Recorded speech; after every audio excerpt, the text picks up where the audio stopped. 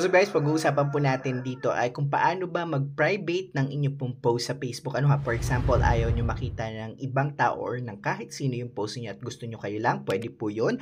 Pwede naman po yung mga friends nyo lang, pwede naman pong i-public din. Ano? So ito ay applicable sa mga old posts and of course yung mga new posts ninyo, mga ipopost nyo po. Ano? Paano mag-hide ng old posts ano or new posts po or paano mag-private. Ano? So let's dive into it po. Punta po tayo sa Facebook account natin. From your Facebook account, punta ka po dun sa inyo pong profile dito sa taas or yung 3 line po. Ano, minsan po 3 line na nakalagay dyan. I-click nyo po yun and you will see the setting po. Ano sa taas?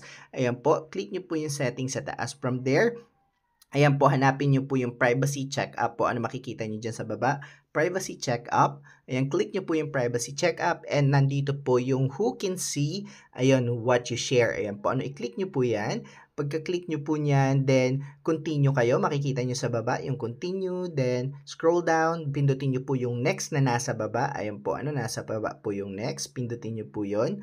And of course, next po uli. Ayan, pindutin nyo uli yung next. Then, from here, post on your profile po ang makikita ninyo. Ano, ito po, who can see your post, your tag in your profile po. Ayan po, nakalagay. Ano, so nakalagay po sa akin ay friends. So, click nyo po yan. Makikita nyo po dito, pwede nyo pong ilagay sa everyone. So, anyone who can, pag nag-scroll sila, kahit hindi nyo friends, makikita nyo nila yung inyo pong post at pwede po silang ano sa inyo, ano, comment, ayan, pwede po silang, alam nyo po yun, lahat ng pwede nilang gawin. So, friends of friends, pwede rin po, ilagay ninyo doon, pwede rin po sa friends lang, friends except, ayan po, makikita nyo, nakalagay din, or, ayan po, pwede nyo pong ilagay sa only me. Ano, kung halimbawa, ang gusto nyo po ay kayo lang ang nakakakita, or pwede nyo pong only show to some friends. Ayan po, makikita nyo po dito yung only show to some friends.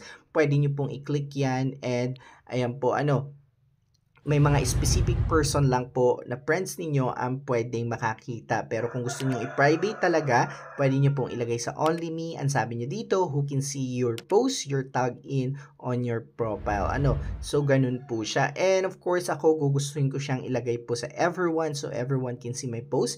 Pwede tayong mag-next tip. Ayan po sa when you block someone, ito naman po sa blocking na po. Ano? So, yun po ang tutorial po natin. And of course, kung meron po kayong gustong tanong, comment down below and susubukan po natin gawa ng tutorial. Ano, maraming salamat guys. See you around. God bless you. Thank you so much.